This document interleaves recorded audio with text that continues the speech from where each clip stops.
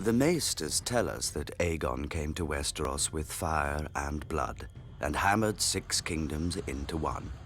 Fire he undoubtedly brought, as the kings of the Rock, Reach, and Iron Islands learned. But blood has never been in short supply here, ever since the first men carried a crown into Westeros.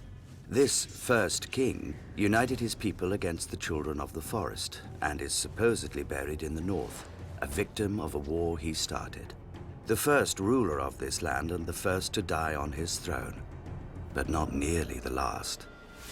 For thousands of years afterwards, 1,000 kings rose and fell, dying in their beds, in their battles, in their guards' and mistresses' arms. The age of heroes sounds pretty until you realize what makes a hero: killing the enemies of his king. And to a king, there is no greater enemy than other kings.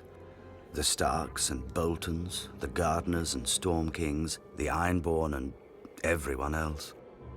Even the mighty Targaryens were not immune from shortened reigns. Aegon's own son, Maegor the Cruel, was killed by the very Iron Throne his father had forged, if you believe the tales. If you don't, then perhaps the Cruel is not a wise name for a king to earn. Daeron, first of his name, tried to finish his ancestors' work and bring Dawn into the fold.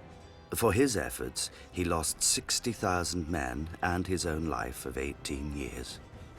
During the Great Targaryen Civil War, known as the Dance of the Dragons, a king and queen each vied for the throne, dividing their house and its dragons against each other.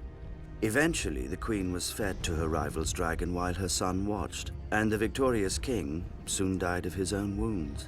By the war's end, King's Landing was smashed, cities razed and sacked, never to be rebuilt, and dragons had faded from this world. Decades later, Aegon the Unworthy legitimized all his bastards on his deathbed. Inevitably, the greatest of these, Daemon Blackfyre, declared himself the rightful heir and ignited yet another war for the crown.